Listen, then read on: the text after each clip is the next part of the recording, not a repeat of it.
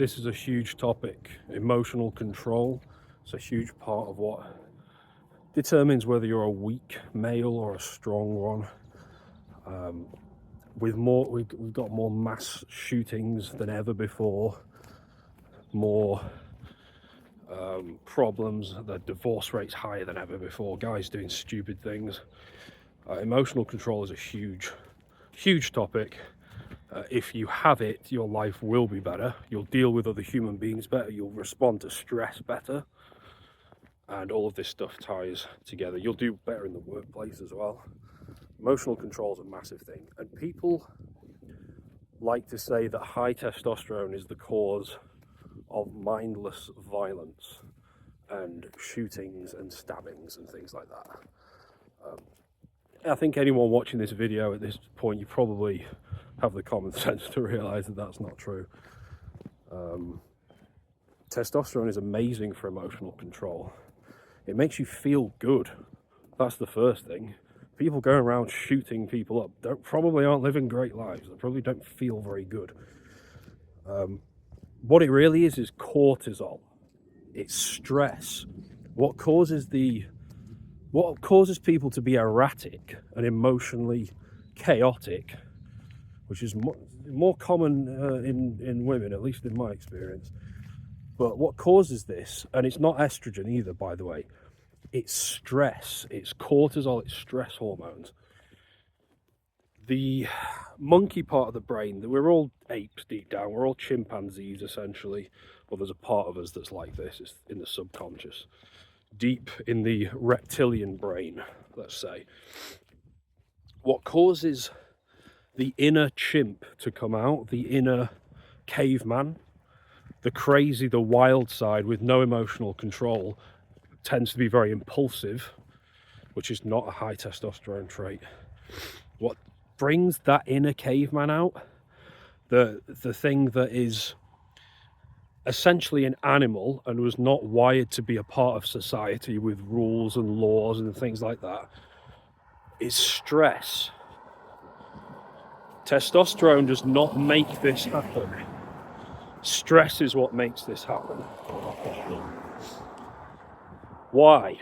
Well, when the body and the mind is in a stressed out state, it's the fight or flight response.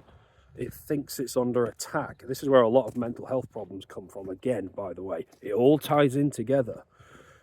You look at the blood work of a dude who's got anxiety or depression, the testosterone is low, and the cortisol and the adrenaline in particular are very high. It's the same old things. Testosterone being low is a problem. It causes everything else to get worse, including mental health, including emotional control. And when you couple that with high stress hormones, you've got a real problem. That fight or flight response is a survival mechanism and will save your life if a polar bear is, I don't know, well, there's not much you can do about it if there's a polar bear, but and you're out in that part of the world. But if there's a car that's veering off the road towards you, that fight or flight will save your life if you have any mobility or any brain within you.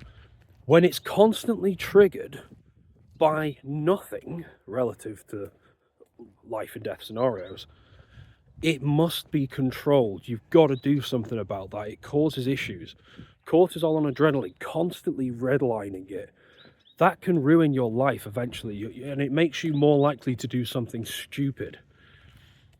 And you know, the examples at the start of this video I use are obviously extreme, but it could be doing something, making a bad decision on the road, getting into a car accident, saying the wrong thing at work, getting fired, saying the wrong thing or acting the wrong way with a woman, your girlfriend or wife or whatever.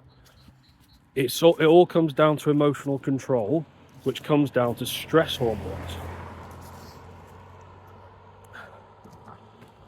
And it just so happens to be that the higher the cortisol gets, the lower the testosterone gets. So it all ties into everything I talk about.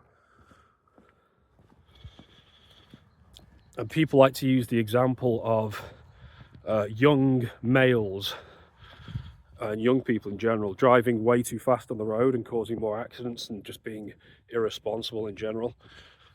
And they say, well, it's too much testosterone. Well, you'd be surprised at the amount of 17, 18-year-olds who have low testosterone these days. But let's pretend they do have high testosterone, which they might do.